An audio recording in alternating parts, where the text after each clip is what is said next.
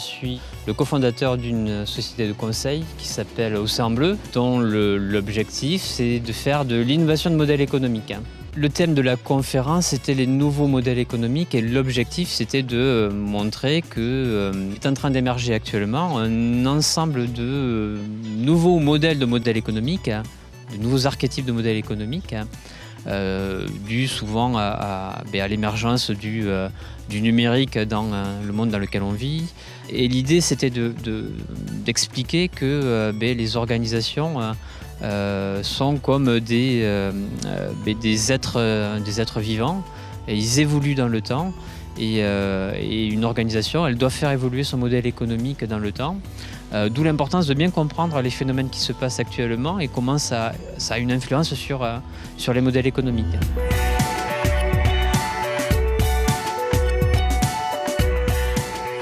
Nous sommes une société qui fête ses 170 ans cette année et qui a failli disparaître il y a quelque temps, donc toujours en perpétuelle recherche d'innovation et de réorganisation. Je suis venu à cette conférence parce que nous avons besoin de peaufiner notre business model et le sujet est très intéressant et très interactif en plus.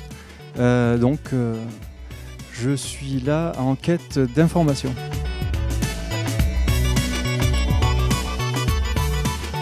L'innovation n'est pas uniquement de la haute technologie, mais au contraire le carburant nécessaire pour vous permettre de faire en sorte que chaque idée se transforme en succès. Merci beaucoup, Cyril.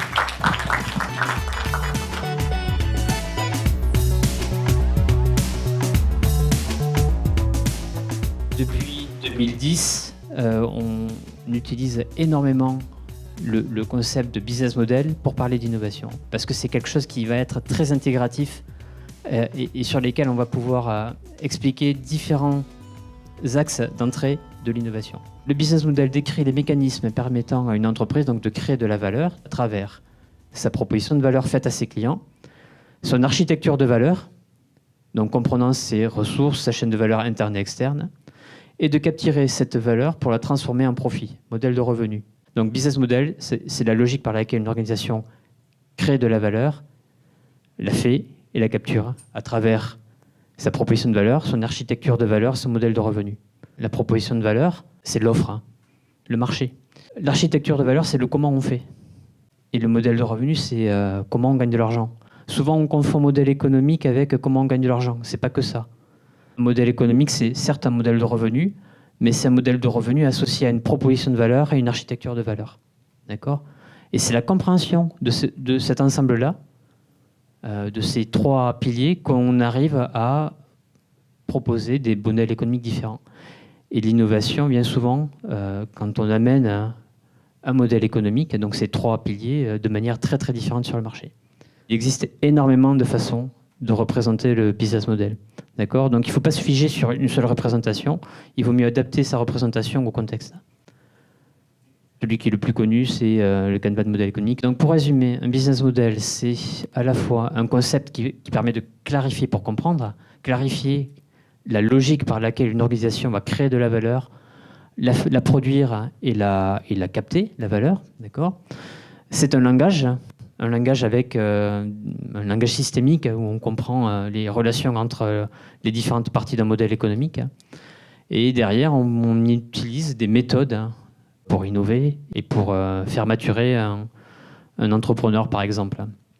Je vous ai parlé de stratégie au sang bleu. La stratégie au sang bleu, c'est quoi ? C'est mettre de la créativité dans son modèle économique en axant d'abord sa réflexion par des outils sur la partie proposition de valeur, le marché.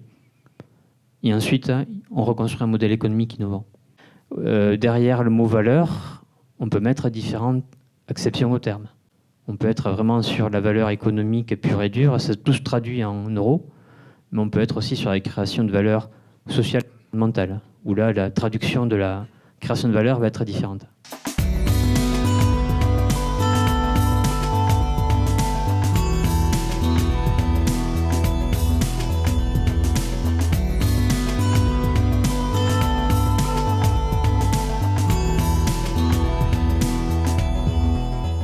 On peut en trouver pléthore d'archétypes de modèles économiques. Moi, je vais vous proposer un tout petit outil très simple qui est tout à fait complémentaire de l'outil Canva de modèle économique ou d'autres types de Canva que vous avez pu déjà utiliser. C'est un outil qui permet de décrire les modèles économiques qui a été développé par le MIT il y a quelques années et qui est très très parlant parce qu'on comprend dans son modèle ce qu'on vend réellement. D'un côté, il y a un premier axe, c'est les types de ressources sur lesquelles vous, entrepreneurs, vous reposez principalement le droit vendu. Quand vous vendez quelque chose, vous vendez un droit spécifique sur un actif. Cet actif, cette ressource, elle est soit d'ordre financier, d'ordre matériel, d'ordre immatériel ou potentiellement même humain. Ce type de ressource, vous allez le vendre avec un type de droit spécifique. Soit vous allez vendre la propriété de, soit vous allez vendre son usage, soit vous allez vendre juste une mise en relation. Et je propose de réfléchir au modèle économique de différentes entreprises avec ces deux axes. Ça donne 16, enfin un peu moins de 16, 14 modèles différents. Je vais prendre un exemple simple avec un actif matériel. J'ai par exemple une zapette.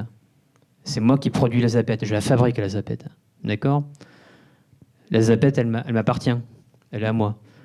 Premier type de droit vendu, c'est je fais un transfert de propriété de mon actif matériel qui est la zapette à une autre personne. On est sur le modèle créateur, un actif matériel. Je peux être distributeur, c'est-à-dire que je connais un producteur de zapettes, je lui ai acheté un stock de zapettes et ensuite je vais revendre dans le temps mon stock de zapettes. On est sur la même chose, on vend un transfert de propriété sur un actif matériel. Mais on ne l'a pas fabriqué, c'est tout. Troisième type de droit vendu, c'est la vente d'usage. Cette zapette m'appartient. Je sais qu'un de vous a besoin d'une zapette pour une matinée ou une après-midi. Ben, je lui vends l'usage de la zapette. La zapette m'appartient toujours, l'actif m'appartient, par contre je lui vends un droit d'usage. C'est le troisième type de droit vendu. Quatrième type de droit vendu, c'est le droit de mise en relation. Je connais quelqu'un qui a une zapette, il ne s'en sert pas, c'est une ressource qu'il a inutilisée. Je connais une personne qui a un besoin. Moi, je m'organise à les mettre en contact. Je prends un droit sur la mise en relation. C'est le modèle courtier. Quand on mixe ces types de droits vendus avec les types d'actifs que l'on vend, on arrive quasiment à avoir tous les modèles potentiels. Sachant qu'on peut avoir, selon les entreprises, des mix de ces cases-là.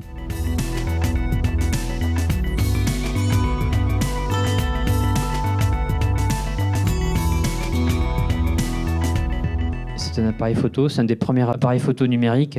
Qui a inventé l'appareil photo numérique ? C'est Kodak. C'était les premiers à avoir développé, inventé la technologie pour faire de la photo numérique. Dans les années 80, ils ont même fait des études marketing assez poussées en disant que l'avenir était à la photo numérique. Ils ont mis beaucoup d'argent en R&D pour améliorer justement la techno. Et vous connaissez la suite après. Qu'est-ce qui s'est passé pour Kodak ? Alors, ils ont fermé. Alors que Kodak, c'était une des entreprises les plus reconnues aux États-Unis et dans le monde aussi, à la fin des années 90, début des années 2000. Alors, qu'est-ce qui s'est passé ? C'est quand même étonnant que l'inventeur de l'appareil photo numérique se retrouve, quelques années après, en dépôt de bilan sur le secteur de la photo. D'après vous, qu'est-ce qui s'est passé ? Ils avaient un modèle économique qui était installé, qui générait leur profit, leur revenu. Oui. Et innover pour eux revenait également à contredire ce modèle-là. Donc je pense que ça a dû être une difficulté et qu'ils n'ont pas su gérer cette transition-là. Oui, c'est tout à fait ça.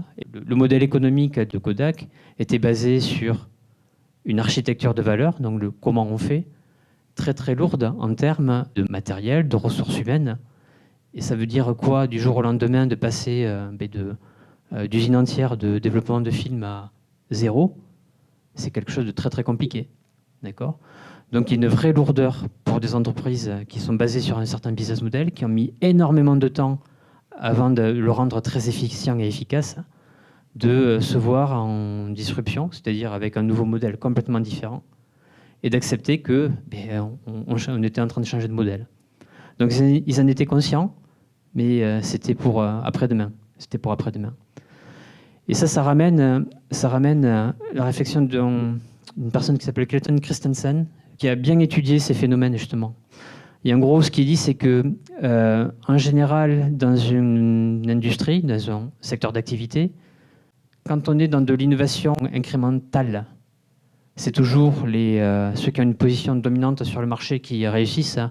Mais quand on arrive à de l'innovation de rupture, c'est très, très, très, très rarement celui qui est la position centrale sur le marché qui réussit ça. Et en général, on voit souvent des nouveaux acteurs. Et souvent, des acteurs aussi qui viennent de secteurs connexes. Souvent, il ne faut pas avoir peur de ces concurrents directs, mais beaucoup plus de ces alternatives.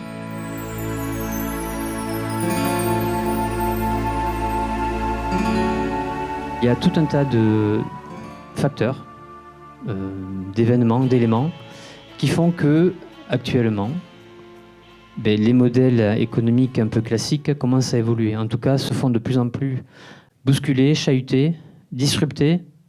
Disrupter, c'est vraiment faire de l'innovation de rupture. C'est vraiment casser le vieux modèle pour en proposer un nouveau.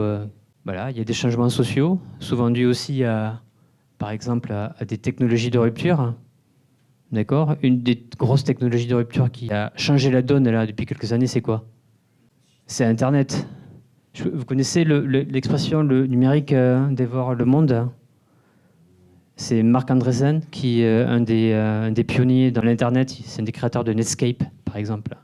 Et qui, depuis, est devenu un capital risqueur prolixe et prospère, qui emploie cette expression, le numérique dévore le monde. C'est-à-dire que le numérique n'est pas axé que sur le monde du numérique, mais est en train de manger les secteurs d'activité hors du numérique. On est passé des objets à l'expérience. La valeur perçue par les gens, petit à petit, dans le temps, elle s'est transformée. Au début, c'était la matière. Donc l'extraction de matière, c'est là où il y avait de la valeur ajoutée. Ensuite, on est passé sur le produit, on vendait des produits, et c'est là où était la valeur ajoutée. Derrière les produits, on y a mis une couche de service, et c'est là où était la valeur. Et de plus en plus, maintenant, on vend de l'expérience. C'est-à-dire que c'est encore plus impalpable que du service, il faut vivre une expérience agréable, sympa, exceptionnelle. Il y en a même qui disent que la future évolution sur la valeur ajoutée dans ce que l'on va vendre, c'est sur comment on arrive à transformer les gens.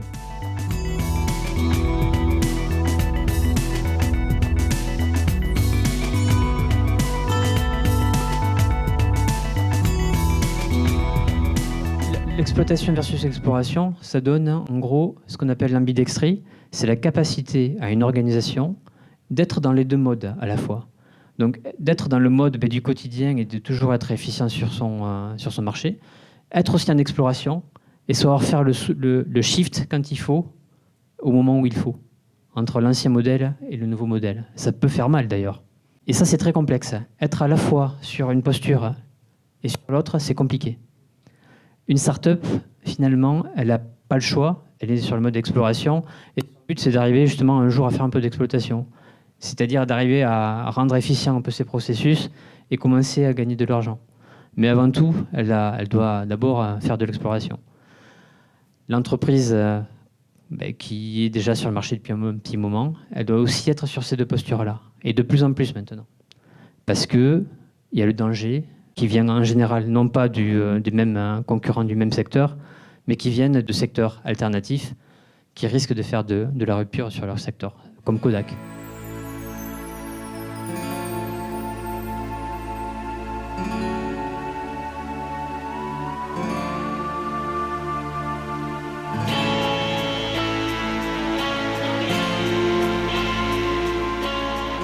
L'économie de la fonctionnalité, c'est descendre du type de droit vente de produits à usage du produit.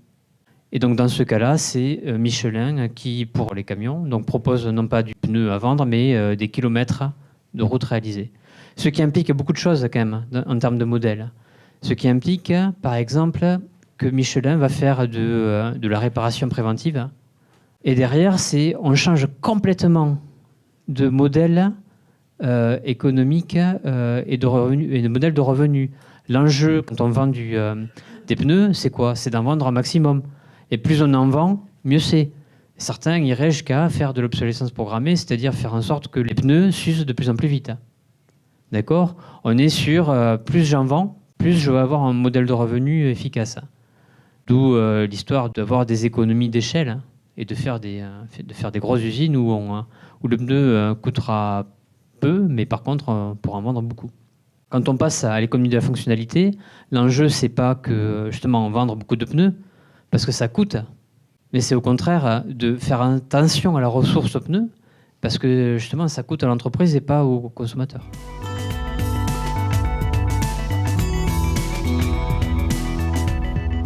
Là, c'est plateformiser. L'idée, c'est d'être dans la plateformisation d'un modèle. Il y a un secteur d'activité qui marche, qui vend peut-être des produits.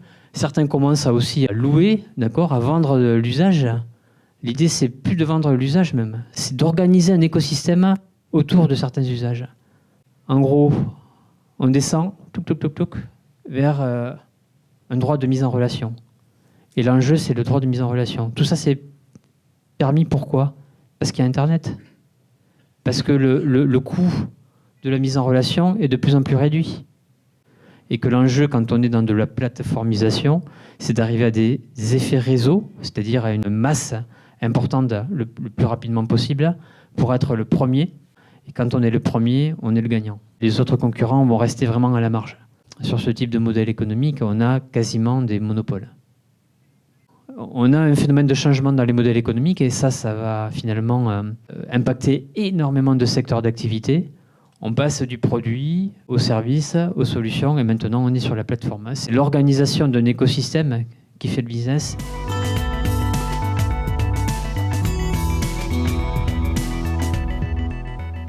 Comment, dans les ressources financières, matérielles, immatérielles, etc., je peux, soit si c'est mes ressources à moi, voir comment je peux les déployer différemment, soit si je perçois que dans une tierce partie, il y a des ressources inexploitées, comment je peux faire en sorte de les exploiter à son propre compte.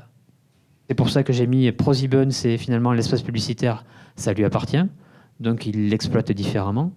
Blablacar, c'est comment je m'aperçois que des particuliers ont des places vides et font des trajets, comment j'arrive à exploiter ces trajets libres pour d'autres tiers. Et moi, je prends mon pourcentage.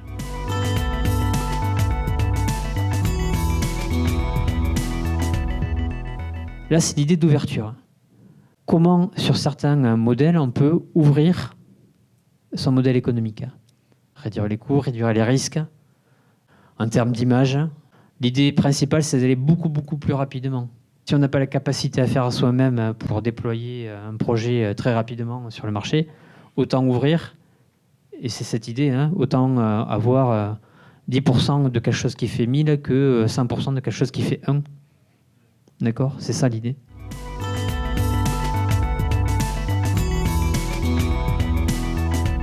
On a aussi des business models de l'économie circulaire. C'est comment on arrive non pas à créer un modèle d'une seule entreprise, mais comment on arrive à créer une interconnexion de business models où chaque entreprise de l'écosystème va fournir finalement de la ressource à l'autre. Les déchets de mon modèle à moi et la ressource qui va alimenter le modèle de mon voisin, etc., etc. Carnot Computing, en gros, va chauffer des maisons grâce aux ordinateurs et aux data centers qui ont besoin d'être refroidis. C'est tout bête. Alors, je vais parler aussi d'une entreprise dans laquelle je suis aussi associé, qui s'appelle Algenew et qui valorise la chaleur et le CO2, par exemple, de process industriels pour produire des microalgues alimentaires comme la spiruline. Donc on utilise la chaleur, le CO2, l'azote produite par un process industriel, une biscuiterie, pour produire des protéines végétales qui vont être réinjectées dans le process de fabrication de la biscuiterie pour faire des biscuits à la protéine.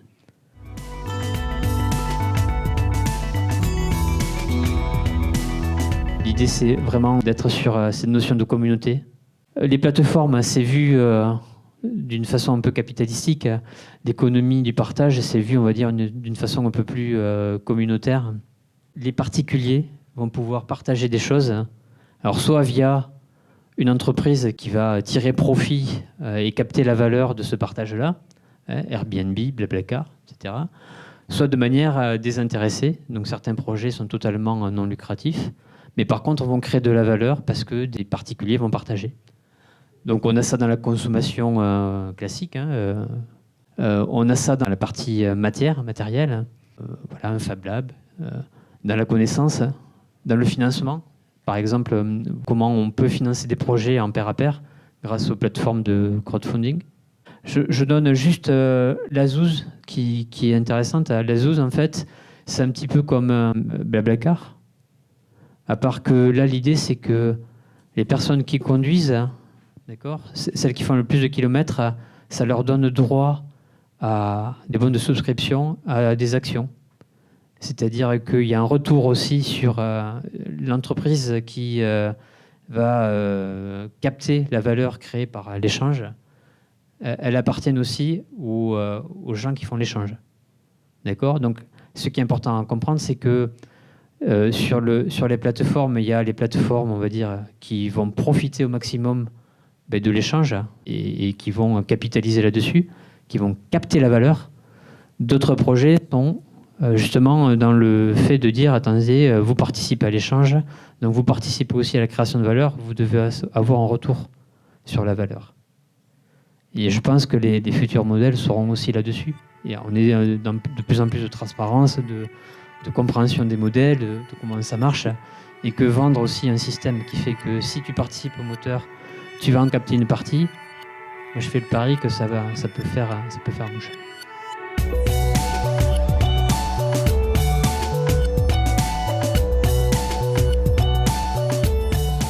S'il y a une chose à retenir, d'accord, c'est les entreprises et les organisations sont vraiment des êtres vivants. Ils doivent évoluer avec leur environnement. Et il se trouve que l'environnement bouge d'une certaine façon actuellement. Et les nouveaux modèles qui apparaissent sont des modèles qui vont beaucoup plus sur la base de la fonctionnalité, de la plateformisation, etc., etc. Et que ces modèles-là sont en train de changer la donne dans beaucoup de secteurs d'activité.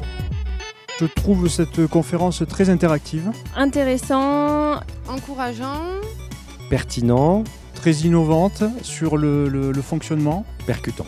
On apprend beaucoup de choses. Innovons la Réunion. Innovons la Réunion. Innovant la Réunion. Innovons la Réunion.